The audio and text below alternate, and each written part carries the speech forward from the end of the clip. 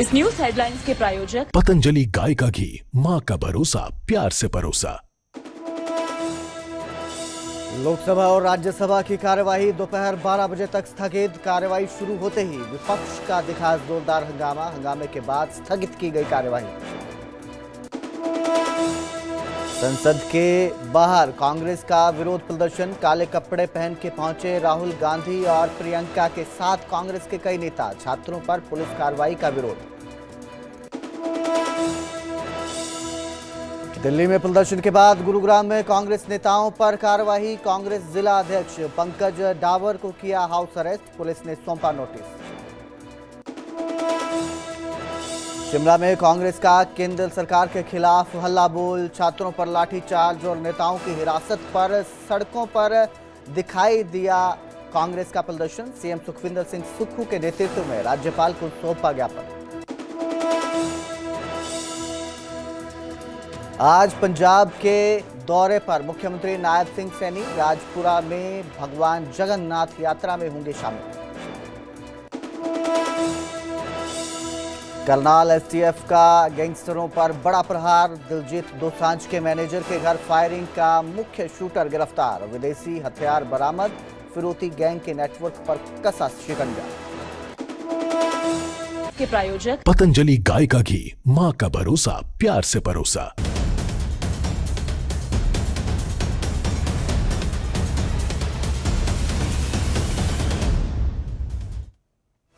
नमस्कार, स्वागत है न्यूज 18 पंजाब हरियाणा हिमाचल में। मैं आपके साथ कुलदीप भारद्वाज और हाजिर हूं हरियाणा हिमाचल प्राइम बुलेटिन लेकर। बुलेटिन की शुरुआत करेंगे एक बड़ी खबर के साथ। दिलजीत दोसांझ जो सिंगर हैं, उनके मैनेजर के घर पर फायरिंग करने वाला मुख्य आरोपी गिरफ्तार कर लिया गया है।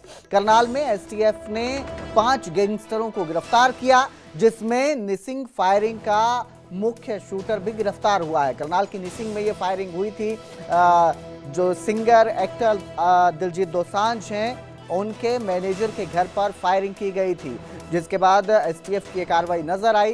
पृथ्वीराज चौहान चौक से आरोपी पकड़े गए हैं, काबू किए गए हैं, जिनके पास से विदेशी हथियार और 12 कारतूस भी बरामद हुए हैं। इसके साथ ही जांच के दौरान ये भी खुलासा हुआ कि यमुनानगर फिरौती फायरिंग में भी ये आरोपी शामिल थे।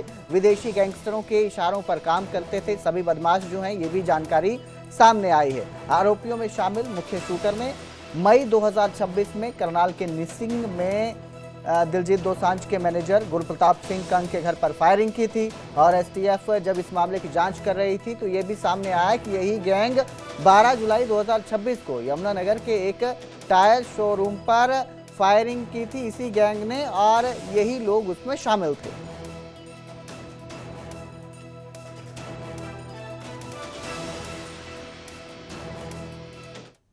तो वहीं एक दुखद खबर भी सामने आई है। रूस यूक्रेन युद्ध की चपेट में एक जहाज आता है, जिसमें यमुनानगर के युवक की मौत हो गई है। मिसाइल हमले में यमुनानगर के गुरप्रीत सिंह मारे जाते हैं। पंजेटो गांव में गुरप्रीत सिंह की मौत के बाद अब मातम पसर गया है। दरअसल यूक्रेन में भारतीय जहाज पर मिसाइल हमला होता है और इस हमले में 4 भारतीयों की मौत हो जाती है, जिनमें से एक यमुनानगर के युवक हैं। जानकारी ये भी है कि गुरप्रीत 1.5 महीने पहले ही मर्चेंट नेवी में भर्ती हुए थे, उन्हें नौकरी मिली थी, और इसके बाद ये हादसा सामने आता है। जहाज चपेट में आता है यूक्रेन की मिसाइल के, और इस हादसे में गुरप्रीत की मौत हो गई है। अब परिवार जो है, पीड़ित परिवार, वो उनके शव को भारत लाने की मांग कर रहा है। पार्थिव शरीर को भारत लाने की मांग की जा रही है। वहीं परिजनों ने सरकारी नौकरी और मुआवजे की भी मांग की है।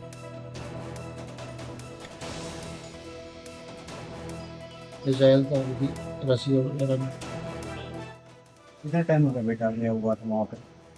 1.5 महीने। तो फिर क्या वो सब कब सूचना मिली आपको इसके बारे में? कल मेरी 12 बजे। तो क्या बताया मैंने, क्या कैसे हुआ हादसा ये?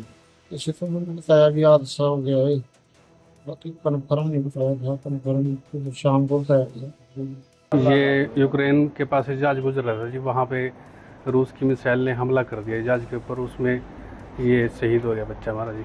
तो अब सरकार से अपील करते हैं कि इसमें दखल देकर डेड बॉडी जल्दी मंगाई जाए और परिवार का अकेला बच्चा कमाने वाला था, जो मुआवजा भी दिया जाए। और अब बुलेटिन में जिक्र करेंगे कांग्रेस के प्रदर्शन की। दिल्ली में कांग्रेस का प्रदर्शन नजर आया और उसके बाद हरियाणा में भी कांग्रेस का विरोध देखने को मिला। प्रदर्शन से पहले ही हरियाणा के गुरुग्राम में कांग्रेस नेताओं पर कार्रवाई भी नजर आई। कांग्रेस के जिला अध्यक्ष पंकज डावर को हाउस अरेस्ट किया गया। पुलिस ने पंकज डावर को नोटिस भी सौंपा और रात की तस्वीरें हैं जब पुलिस की टीम उनके घर पर पहुंची थी। उन्हें हाउस अरेस्ट किया गया और उसके साथ ही उन्हें नोटिस भी सौंपा गया। और इस नोटिस सौंपने के बाद जानकारी ये भी सामने आई है कि फिलहाल पुलिस यहां से हट गई है, लेकिन आंदोलन को देखते हुए पुलिस ने सुरक्षा बढ़ा दी है। कांग्रेस ने कार्रवाई को लोकतंत्र विरोधी बताया है। जगह जगह प्रदर्शन करने का कांग्रेस की तरफ से ऐलान भी किया गया था, जिसके बाद इस तरह से हाउस अरेस्ट नेताओं को किया गया। और इसके साथ ही ये भी जो है जितनी सिक्योरिटी है वो भी बढ़ाई गई है। गुरुग्राम हो या जहां भी कांग्रेस के जो नेता हैं वो प्रदर्शन कर रहे हैं, वहां पर सुरक्षा के भी पुख्ता इंतजाम किए गए हैं।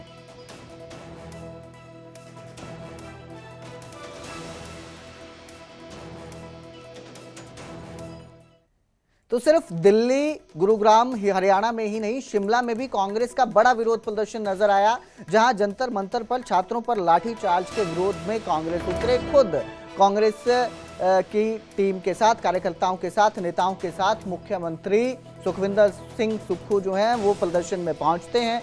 मुख्यमंत्री सुखविंदर सिंह सुक्खू धरने का नेतृत्व करते हैं और केंद्र सरकार के खिलाफ नारेबाजी की जाती है। इसके साथ ही राज्यपाल को ज्ञापन सौंपा जाता है।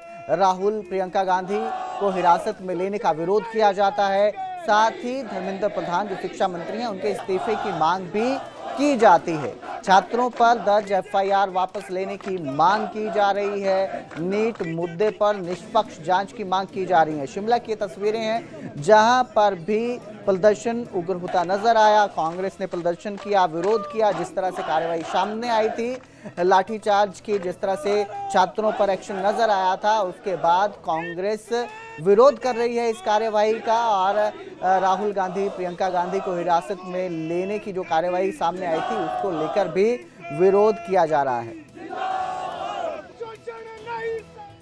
दिल्ली के 16 मेट्रो स्टेशन गेट बंद कर दिए गए हैं। बड़ी खबर आपको इस वक्त की दे रहे हैं। बड़ी खबर सामने आ रही है। दिल्ली के 16 मेट्रो स्टेशन के गेट बंद कर दिए गए हैं। प्रदर्शन को लेकर सुरक्षा कारणों के चलते 16 मेट्रो स्टेशन बंद किए गए हैं, जिनमें जनपथ, केंद्रीय सचिवालय, मेट्रो स्टेशन का गेट भी बंद कर दिया गया है। दिल्ली में भी कांग्रेस का प्रदर्शन जारी है और इसके साथ ही सीजेपी के जो प्रदर्शनकारी हैं वो भी अभी डटे हुए हैं।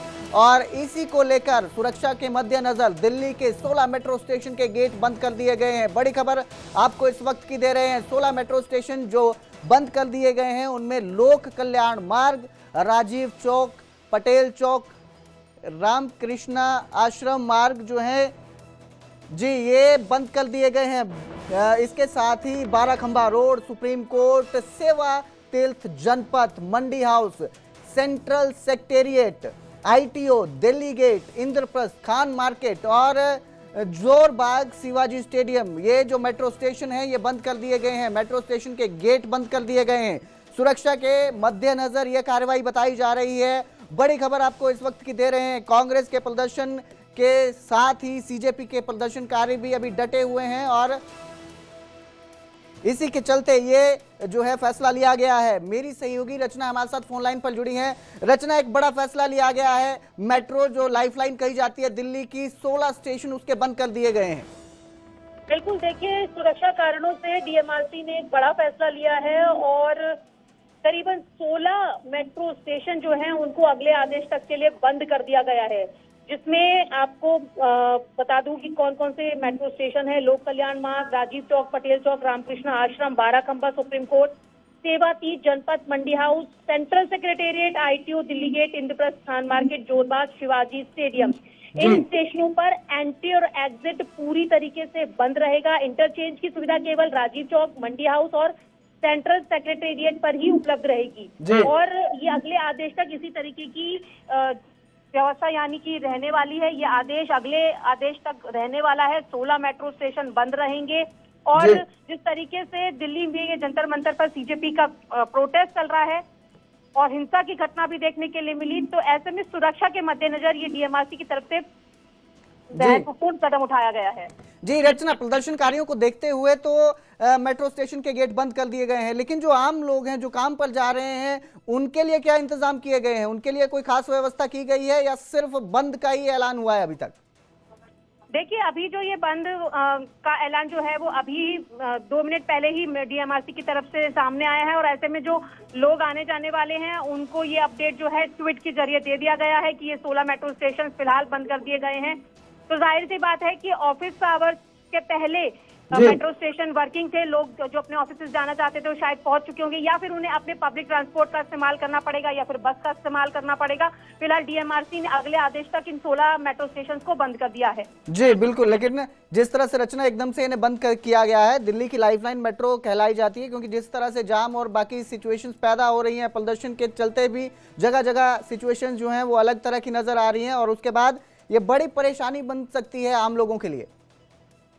देखिए, थोड़ी असुविधा का सामना तो लोगों को जाहिर तौर पर करना पड़ेगा, क्योंकि अगर मेट्रो स्टेशन बंद कर दिए गए हैं, जो लोग मेट्रो के जरिए अपने घरों तक जाते हैं या फिर अपने काम के लिए जाते हैं, तो ऐसे में जरूर उनको असुविधा यहाँ पर थोड़ी सी होगी। फिलहाल अगले आदेश तक के लिए इसको बंद किया गया है, लेकिन अब ये दोबारा से सुचारू रूप से कब से काम करेंगे ये अभी मेट्रो की तरफ से नहीं बताया गया है। रचना, मैं चाहूंगा आप बताएं प्रदर्शन को लेकर भी किस तरह के हालात हैं? क्या किसी तरफ से प्रदर्शन की कोई खबर सामने आ रही है? प्रदर्शनकारी किसी तरफ कूच कर रहे हैं जिसको लेकर यह फैसला लिया गया हो?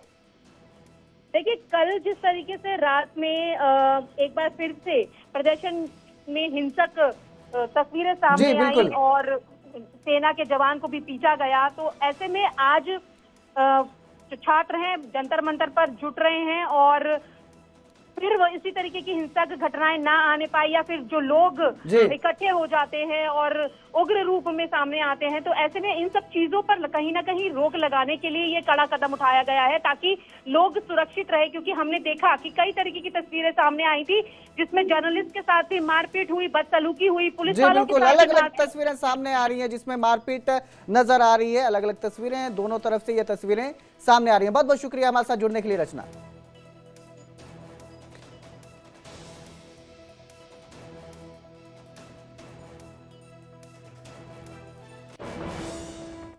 तो वहीं जिस तरह की कार्रवाई सामने आई है प्रदर्शन के दौरान छात्रों पर लाठीचार्ज किया गया है, उसको लेकर सुप्रीम कोर्ट में याचिका दर्ज की गई है।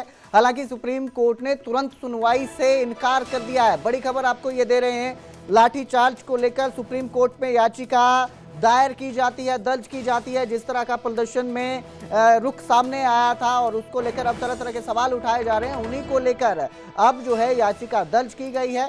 लेकिन फिलहाल सुप्रीम कोर्ट की तरफ से तुरंत सुनवाई से इनकार कर दिया है। हम देख रहे हैं 20 जुलाई से ये प्रदर्शन शुरू होता है। 20 जुलाई को छात्र जो हैं वो संसद की तरफ कूच करते हैं और इसके बाद उन्हें रोकने के लिए पुलिस बल जो है वो बल प्रयोग करता है। अलग अलग तस्वीरें हमारे सामने आ रही हैं, कई जगहों पर तस्वीरें सामने आ रही हैं जिनमें जो हिंसा है वो छात्र करते नजर आ रहे हैं। वहीं दूसरी तरफ एक तस्वीर ऐसी भी सामने आ रही है जिसमें पुलिस वाले हिंसा करते नजर आ रहे हैं और इसी को लेकर अब सुप्रीम कोर्ट में ये याचिका दायर की गई है। मेरे सहयोगी शंकर आनंद हमारे साथ फोन लाइन पर जुड़े हैं। जी शंकर, याचिका, अब यह मामला जो है सुप्रीम कोर्ट तक पहुंच चुका है, एक याचिका दर्ज की जाती है, सुप्रीम कोर्ट फिलहाल इनकार कर चुका है, क्या अपडेट इसको लेकर? ये सुप्रीम कोर्ट में एडवोकेट नरेंद्र मिश्रा ने सुप्रीम कोर्ट से जंतर मंतर लाठीचार्ज मामले में स्वतः संज्ञान लेने का अनुरोध किया था और इस मामले को लेकर याचिका दायर किया था। तो उन्होंने कहा था याचिका में कि वो पुलिस की बर्बरता के वीडियो पेश कर सकते हैं और इस मामले पे chief justice of India Suryakant की अध्यक्षता वाली जो सुप्रीम कोर्ट के बेंच ने कहा उनके पास वीडियो देखने का फिलहाल अभी समय नहीं है और सीजीआई ने याचिका पर फिलहाल विचार करने से साफ तौर पर इनकार कर दिया है। तो इस तरह से कह सकते हैं कि जिस तरह से ये पूरा मामला चल रहा है, इस मामले में हालांकि दिल्ली हाईकोर्ट में भी एक मामला लगा हुआ है और दिल्ली हाईकोर्ट इस मामले को किस तरह से देखती है उसके बाद ही सुप्रीम कोर्ट में इस मामले बाद में हो सकता है कि स्वतः संज्ञान ले या इस मामले को लेकर अन्य कोई याचिका पर ध्यान दे। तो आज एक याचिका दिल्ली हाईकोर्ट में लगा हुआ है। दिल्ली हाईकोर्ट में इस मामले को लेकर किस तरह से सुनवाई होगी वो देखना बेहद महत्वपूर्ण होगा। बिल्कुल शंकर, फिलहाल के लिए तो इनकार कर दिया गया है सुप्रीम कोर्ट की तरफ से इस याचिका पर तुरंत सुनवाई करने को लेकर, लेकिन आगे इस पर क्या एक्शन लिया जा सकता है, क्या कार्रवाई हो सकती है?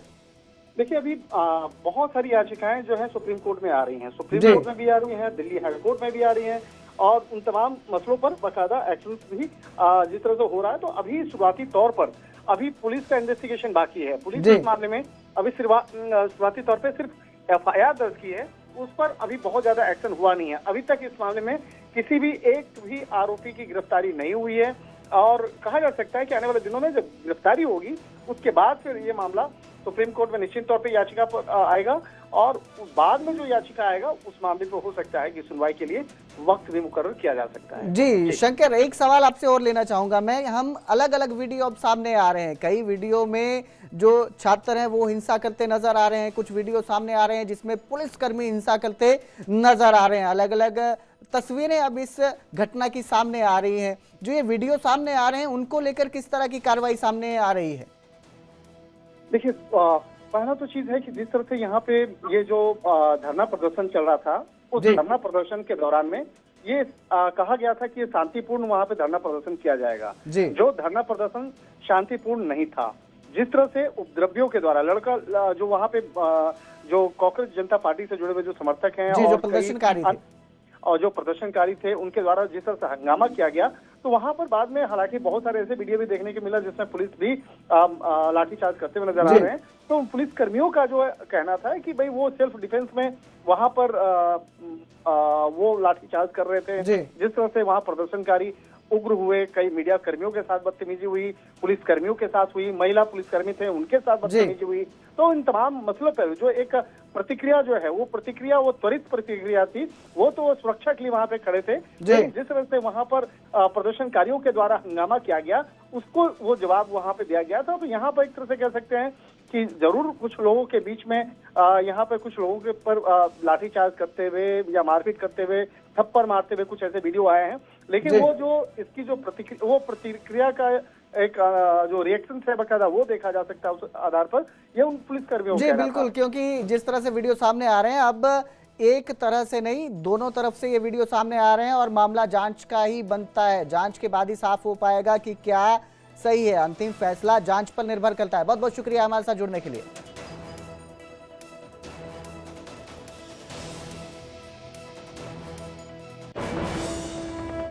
बुलेटिन में अब जिक्र करेंगे हिमाचल प्रदेश का, जहां मॉनसून ने एक बार फिर रफ्तार पकड़ ली है और मौसम विभाग के मुताबिक अगले कुछ घंटे बेहद संवेदनशील हैं। कई जिलों में फ्लैश फ्लड यानी अचानक बाढ़ का खतरा जताया गया है। मौसम विभाग के मुताबिक 25 जुलाई तक प्रदेश में बारिश का दौर जारी रहेगा। लगातार हो रही बारिश से भूस्खलन और सड़कें बंद होने लगी हैं। नदी नालों में उफान देखने को मिल रहा है। इसके साथ ही कई इलाकों में एहतियातन स्कूल भी बंद कर दिए गए हैं। प्रशासन और आपदा प्रबंधन की टीमें अलर्ट हैं। लोगों से अपील की गई है कि वो नदी नालों के पास ना जाएं, गैर जरूरी यात्रा से बचें और मौसम विभाग और जिला प्रशासन जो भी एडवाइजरी जारी कर रहे हैं उनका पालन करें। हिमाचल प्रदेश में मौसम का मिजाज फिर से बिगड़ा हुआ नजर आ रहा है और मौसम विज्ञान केंद्र ने आज प्रदेश के कुछ जिलों के लिए रेड अलर्ट जारी किया है और झमाझम बारिश भी कई जगह पर देखने को मिली है और नुकसान की खबरें भी हैं। इस वक्त हम हिमाचल प्रदेश की राजधानी शिमला में हैं। इस ऐतिहासिक रिज मैदान की आपको तस्वीरें दिखाना चाहेंगे कि जहां प्रदेश के अलग अलग हिस्सों में बारिश झमाझम हो रही है।